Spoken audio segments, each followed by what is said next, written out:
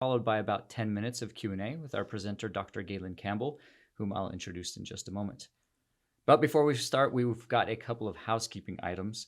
First, we want this webinar to be interactive, so we encourage you to submit any and all questions in the questions pane, and we'll be keeping track of these for the Q&A session toward the end. Second, if you want us to go back or repeat something you missed, don't worry, we'll be sending around a recording of the webinar via email within the next 3 to 5 business days. All right, with all of that out of the way, let's get started. Today, we'll hear from Dr. Gaylon Campbell, who will discuss how to calculate water requirements for crop steering. Dr. Campbell has been a research scientist and engineer at Meter for over 20 years, following nearly 30 years on faculty at Washington State University. His first experience with environmental measurement came in the lab of Sterling Taylor at Utah State University, making water potential measurements to understand plant water status. Dr. Campbell is one of the world's foremost authorities on physical measurements in the soil-plant atmosphere continuum, and his book, written with Dr. John Norman on environmental biophysics, provides a critical foundation for anyone interested in understanding the physics of the natural world. He's written 3 books, over 100 refereed journal articles and book chapters, and has several patents. So without further ado, I'll hand it over to Gaylon to get us started. Well, thank you, Brad, and thanks for being with us today to talk about the water requirements of controlled environment crops. As Brad said, this is the 3rd lecture in a series on this topic. And before we start talking about the calculations, I'd like to review some of the things that some of the main points from the first 2 lectures. The first lecture was on the hydraulic properties of the substrates that we use to grow horticultural crops. We talked about the jobs that we hire a substrate to do. Its purpose is to supply water and nutrients to the plant and oxygen to the plant roots. We talked about the 2 quantities that describe the state of water in the substrate, the water content and the water potential. And we investigated the relationship between those 2 variables for typical horticultural substrates. We showed that even the lowest water contents typically used in these coarse textured media, no significant matrix water stress could occur. And so stressing the plant by reducing the water content is not something that's in the cards. Finally, we showed how to accurately monitor water content in these media and how to use the water content data to maintain the exact right growing conditions for the plant. In the second lecture, we focused on the measurement of nutrient concentrations in substrates. We showed that we could accurately predict the concentration of nutrients by monitoring the electrical conductivity of the water in the substrate pores.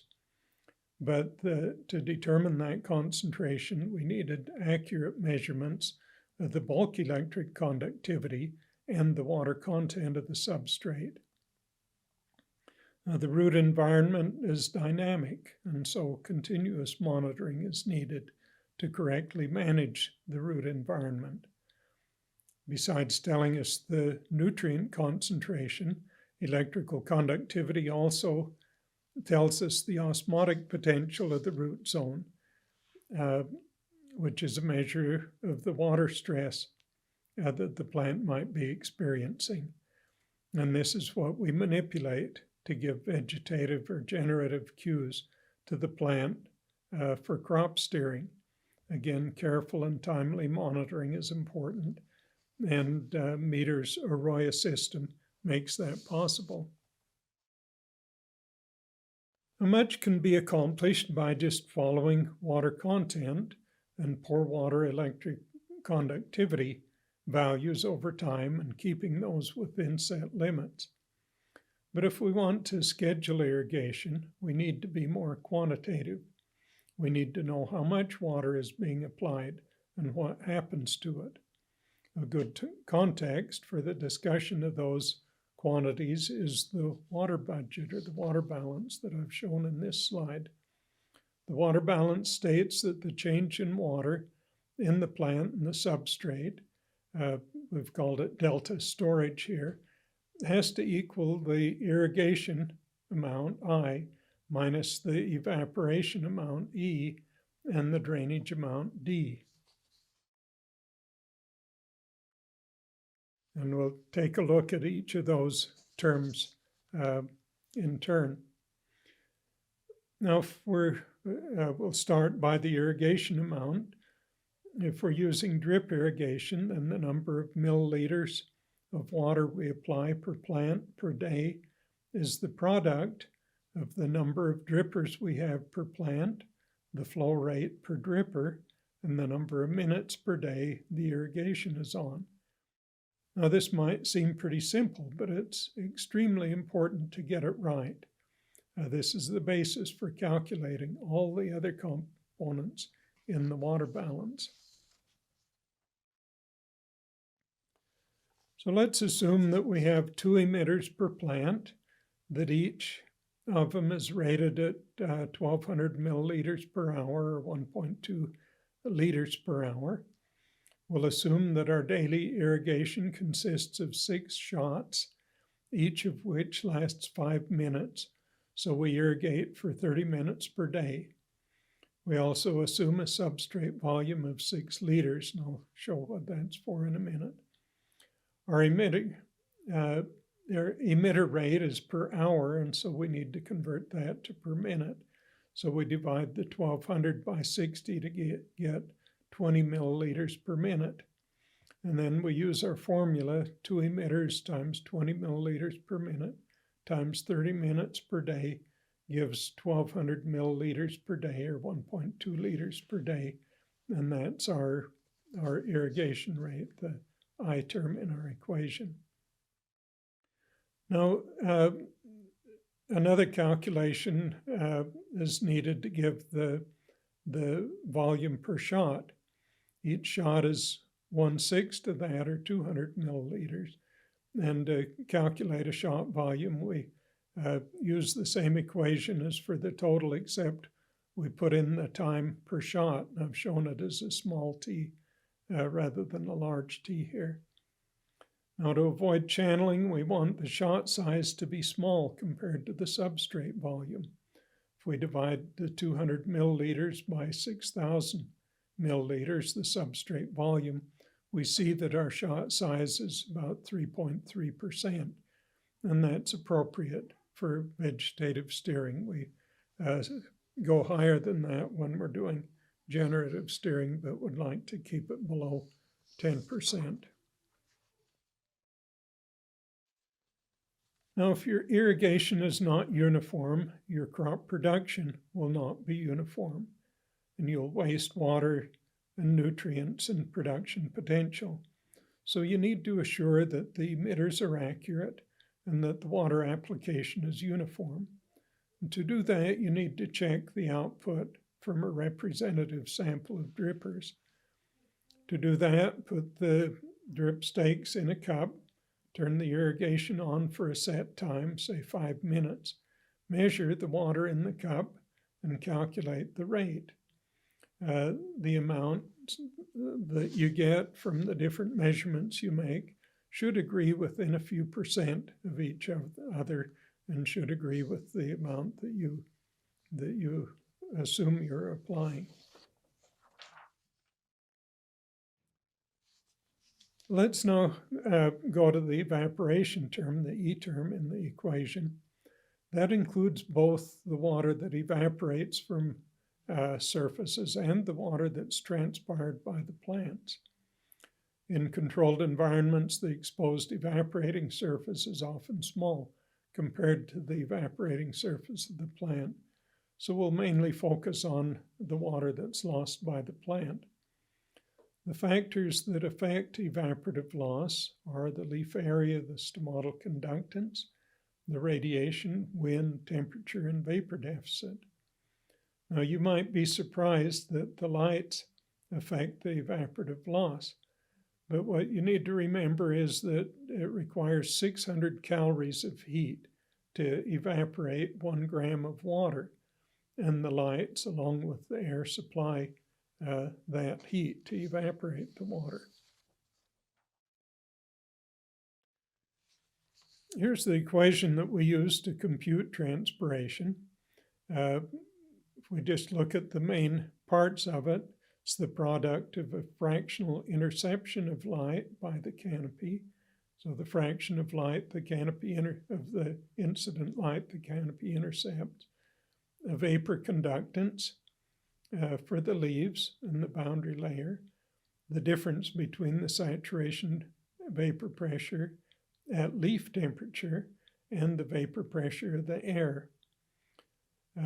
We divide that by the plant density to convert from milliliters per square meter of bench area to milliliters per plant.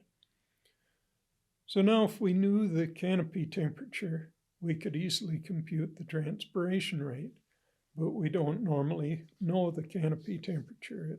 It won't be equal to the air temperature because of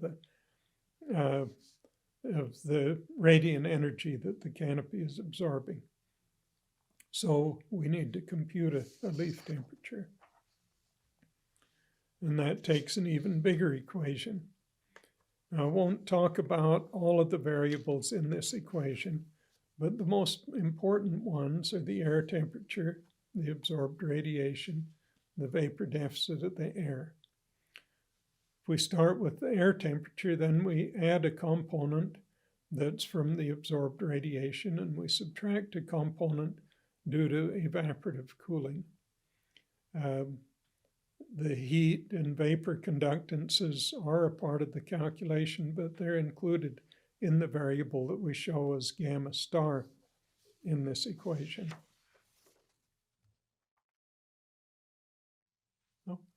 We don't have time today to go through the details of the calculation, but the things I want you to take away are these: that the theory is sound for doing this calculation. It's been successfully used many times in practice. The equations certainly are big, and there are a lot of them, but they're easy to implement on a computer. You don't do these calculations by hand. And all of the inputs that are needed to do these calculations are quite easily measured. We need air temperature, the fractional interception, the stomatal conductance, radiation, wind, and vapor deficit. And here are some of the ways that we can get those data. In the upper left, show the canopy and the AROYA nose. The nose has a solar panel in it, and that's used for charging its internal batteries, but it also is set up so that it's useful as a light sensor, since there are nose modules below and above the canopy. We have measurements of light below and above the canopy, and the ratio of those gives us the fractional interception. The picture on the right shows the apogee pyranometer, or the apogee quantum sensor hooked up to an AROYA nose, and that's mounted above the canopy and gives us the light interception information that we need for doing the calculations.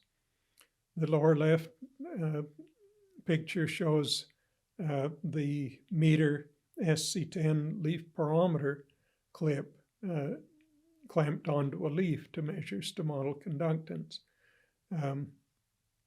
That's a manual measurement, but if we make those measurements on leaves during the light period and during the dark period, those measurements will be can be applied over longer periods of time, and we can use those to do the calculation. In the bottom center is the AROYA climate station that can give us the air temperature and the vapor deficit and accurate measurement of that. And finally, on the lower right, is a sonic anemometer, the Atmos 22 per meter, that could be used for monitoring wind, although wind probably stays fairly constant in a typical controlled environment situation, and that could be measured manually and input that way.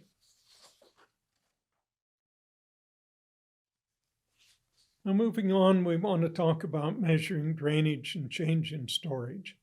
And to do that, I'd like to show results from an experiment that we did last summer in a controlled environment chamber that you see here in the picture. You see plants growing in 3 different substrates: cocoa, rock wool, and potting soil. The middle one on rock wool is the one that we'll use to illustrate the components of the water budget today. These plants are on load cells, so that we're able to continuously monitor the weight of each set of plants and their substrate. We also had AROYA water content, electrical conductivity, and temperature sensors, the Terras 12s, in these substrates. Other sensors monitored light, temperature, humidity, and wind for the calculation of E that I just described. So you'll see the load cells allowed us to directly measure irrigation amounts, transpiration rates, and the change in moisture of the substrate. Now this graph shows just a single day, day 36, during our experiment. The blue line is the weight from the load cell, and the value is shown on the left axis. The yellow line shows the 6 irrigation shots that were given for that day. Each shot, at each shot, the mass of the plants and the substrate increases. Each shot was a little over 500 milliliters. So with each shot, the weight jumps 500 grams, at least with the early ones, the ones early on in the irrigation. The lights came on at 36.3, 3/10 of a day into the day, and you can see that the weight starts to drop faster as the transpiration increases when the lights come on.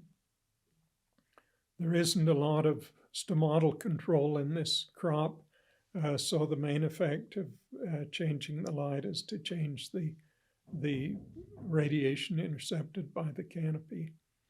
The lights went off at 36.8 or 8/10 into the day, and the slope decreased then.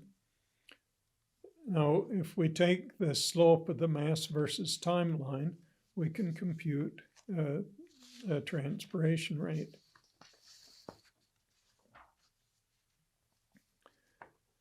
This graph shows the same data as the last one, but I've added now the water content data measured with the AROYA Terras 12 sensor, and that's the orange line, and you read that on the right axis. Note that the changes in water content are very similar to the changes in weight. That shouldn't be surprising, but it should give us confidence in the Terras 12 for managing irrigation. The Terras 12 is fairly inexpensive. It's pretty easy to install, and it's easy to monitor. A load cell is much more expensive. It'd be pretty difficult to use a load cell in a commercial controlled environment situation.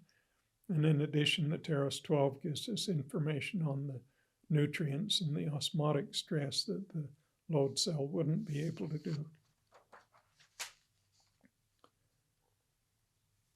Now this graph again has the weight and the water content traces, but rather than the irrigation, it shows the drainage. We installed a tipping spoon monitor on the outflow of the rock wool block to see when and how much water came out. And it's perhaps obvious if we put 500 plus milliliters of water into the substrate and its mass and water content don't increase, the water has to be going somewhere besides the substrate. Here you see that the water content continues to increase with subsequent shots till about 50%.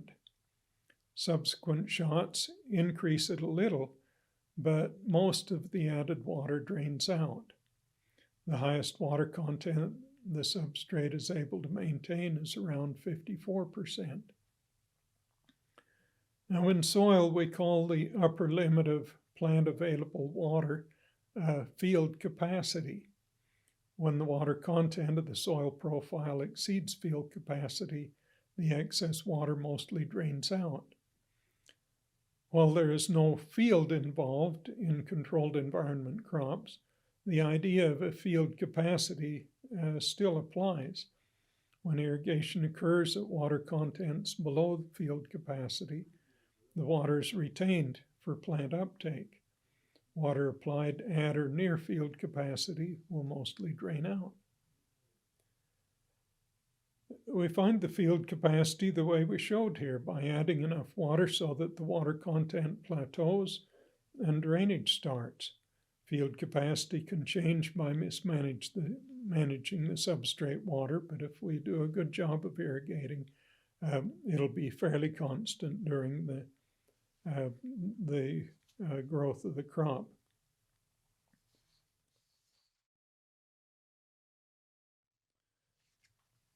So here are some of the important points to remember relative to our water balance model and the measurements that I've shown you.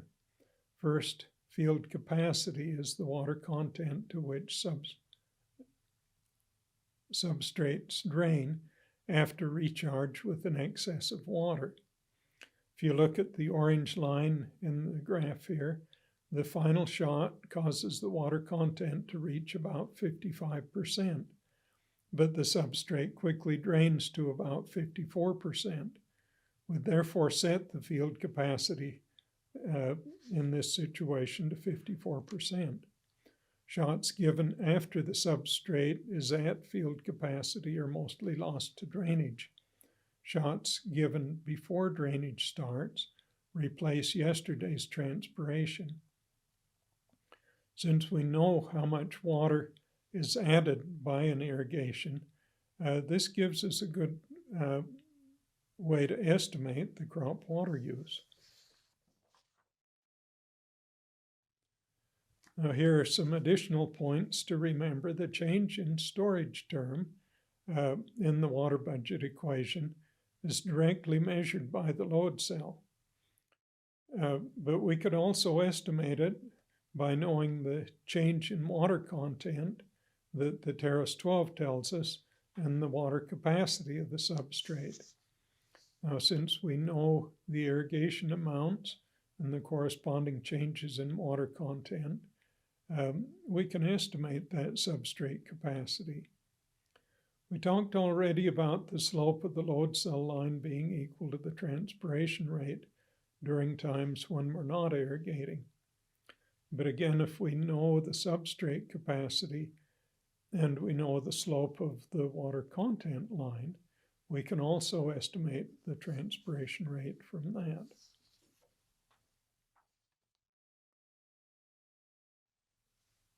Well, if we know the irrigation amounts, the substrate water content, and the field capacity, we can classify shots as recharge or as drainage. By adding up the drainage shots for a day, we get the D value for the water balance equation. If we divide the daily drainage by the daily irrigation, we get what's called the leaching fraction. And you can see that equation on the top here. And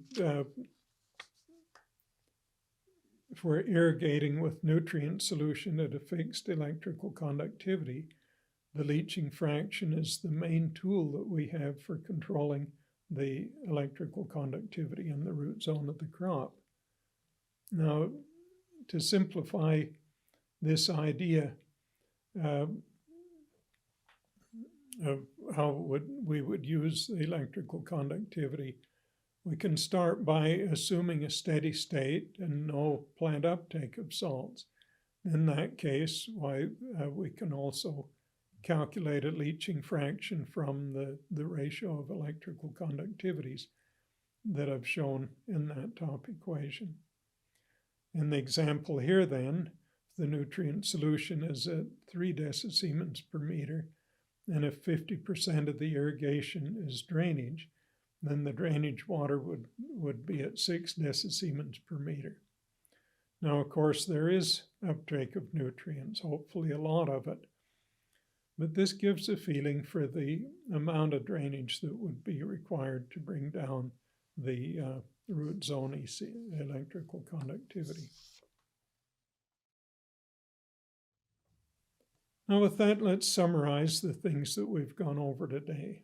We introduced the idea of a water budget, the inputs and losses from the soil plant system and how they have to sum to zero. This is a simple but powerful idea. We then went through term by term to quantify the terms in the water budget equation. We talked about how to check the quantity of irrigation amounts and how important it is to know how much water each plant is getting. We talked about determining transpiration rate from measured plant and environmental variables, about what field capacity is for horticultural substrates and how to determine it. With that background, we talked about ways of determining drainage and showed how to use that in connection with the known irrigation amount to determine leaching fraction, which we in turn use to control the substrate salt concentration in the osmotic potential. Now, again, thank you for being with us today. We hope you find this useful. All right. Thank you, Gaylon. And we'd like to use the next 10 minutes or so, depending on how things go, to take some questions from the audience. Thank you again to everybody who's already sent in a question, and there's still plenty of time to submit your questions there in the questions pane, and we'll try to get to as many as we can before we finish today. Just as a heads up as well, if we do not get to your question, we still have them recorded, and Gaylon or somebody else from our team will be able to get back to you via email to answer your question directly. So feel free to submit any and all questions that you have. There are several questions. Yes, we will be sharing the PowerPoint. We will be sharing slides and a recording of the webinar to everybody who registered today. So no worries there. All right. Let's see here. One question, really quickly, are AROYA and Taros 12 water content readings always expressed as volume per volume? Yes. Okay. Yeah. It's a measure of volumetric water content. Okay. All right. Let's see.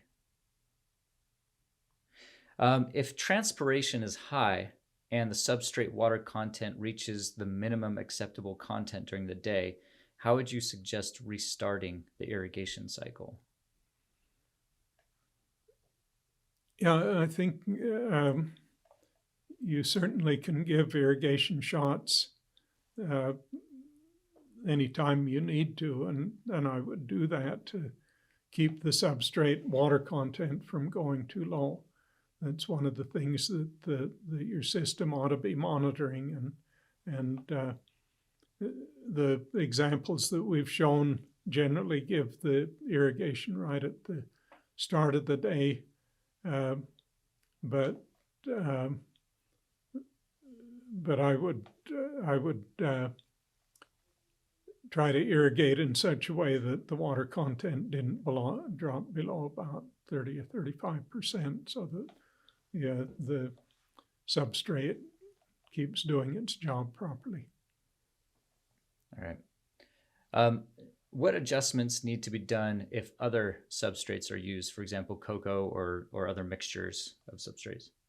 I think all of the things that we've talked about here apply equally well for any horticultural substrate. Typically, they have have large pores, hold the water pretty weakly, and all of them are designed that way to make sure that the roots get plenty of oxygen. Is irrigating by several shots to reach my target moisture content the optimal way to irrigate rather than giving one full shot?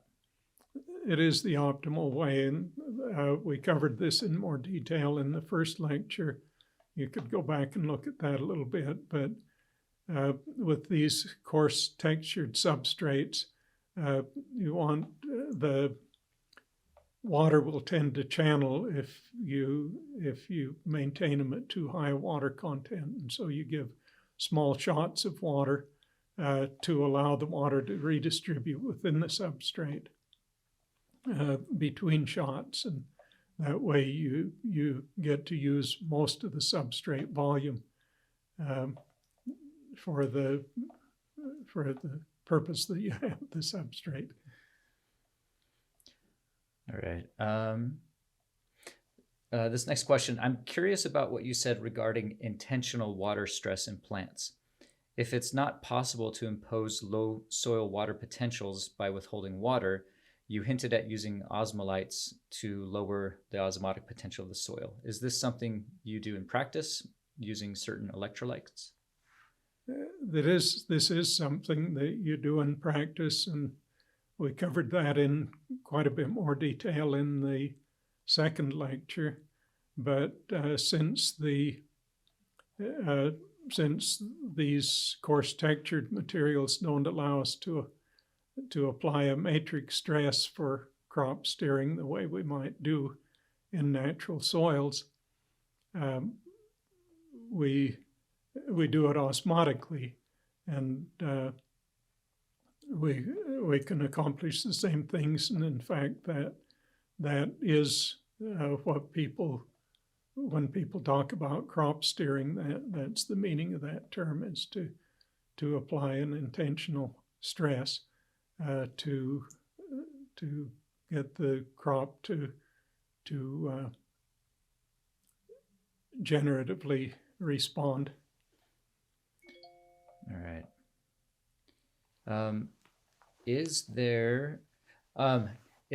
Are there any tensiometers that could be useful in substrate production to avoid plant stress? Well, a tensiometer could be used, but because the matrix potential isn't of interest in horticultural substrates, I wouldn't use one. Water content tells you if you have a moisture release curve and a water content measurement, you know everything you need to know about the state of water in the substrate. And the thing that you need to know is the osmotic potential or the electrical conductivity, which is a separate thing, and the tensiometer can't tell you that. Mm-hmm. Okay. If we want to reduce overall water applied per crop, what changes in monitoring or calculations are needed to account for substrate surface evaporation? Well, we didn't spend much time on the evaporation from the substrate surface here. The same equations apply. Need to have to know the area, the evaporative areas, and the resistances or conductances for those. But your point's well taken. If we're trying to reduce water use, then we need to quantify that evaporative area and do the things we need to do to reduce evaporation from those areas. Okay. I think we've got time for a couple more questions here. This is about leaching fraction. Would this leaching fraction equation of irrigation EC to drainage EC apply directly to a substrate that contains and releases nutrients, or would there be more complicating factors in this case? There are more complicating factors. That the assumptions behind those calculations are steady state and and no uptake of nutrients, and neither of those really applies very well in this situation. That's a dynamic situation. And so the point of going through that calculation is, it's still true that the only tool that you have, if you're maintaining a constant concentration of nutrients in the irrigation water, the only tool that you have for controlling the substrate electrical conductivity is leaching. And so the point of doing the calculation is to get a feeling for what you would need to do if those assumptions applied. Now, the uptake of nutrients makes it so that you have to leach a lot less, but I think you need to understand that system, and the leaching fraction is a simplification that allows you to understand that so that you can use it to properly control the substrate electrical conductivity. All right. Or pore water electrical conductivity. In the experiment you did, what was the interval between shots, and was this dependent on some climactic factor? I think this is just in general in determining that interval. What are the variables that go into that? Yeah, we just need to wait between shots long enough so that the water can redistribute. And I think we waited about 15 minutes between shots. Okay. Let's see. This question is saying, we know that our soil has a field capacity at -33 kPa. So what is the pressure point that we can take in determining field capacity of that substrate? Yeah, that in soil we take -33 kilopascals typically as a kind of a rough estimate of field capacity.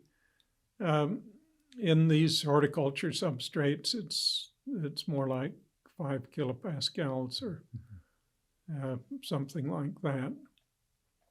It's an entirely different system because the outflow from the substrate is the water won't flow out of the substrate until you have a positive pressure, and so the substrate is saturated at the outflow point. And so it's an entirely different system than you have in the soil, where you have a deep soil profile with water potential gradient all the way down. All right. And I think this is going to be our final question here. For a lot of folks, this is kind of they're new to this kind of system. So there are some concerns about how much should they worry about taking exact measurements as opposed to maybe estimating. How much will that affect their, the overall plan? Well, that's a good question, and it's the good thing about that water balance is that the stuff still has to add up. And so let's say that you did some estimating of the E term or whichever term, you will know that the next day when you irrigate, because it'll show up as more drainage or less drainage. If you're not irrigating enough, why, you'll see that you never get back to field capacity, and that the average water content's going down. And so it's kind of self-correcting in that way, that you always will know as you go along and see the result of the decision that you made. You'll know what you need to do to adjust whatever factor you had to estimate. Mm-hmm. All right. Thank you again, Gaylon. That's going to wrap it up for us. Thank you to everyone who submitted questions. We had a ton of questions come in, and we definitely did not get to all of them. So just wanted to let you know that, again, if we did not get to your question here during the live webinar, we do have them recorded, and we will be able to get back to you via email to answer your question directly. Please consider also answering the short survey that will appear after the webinar is finished, just to let us know what types of webinars you'd like to see in the future. And again, for more information on what you've seen today, please visit us at metergroup.com. Finally, look for the recording of today's presentation in your email, and stay tuned for future meter webinars. Thanks again, stay safe, and have a great day.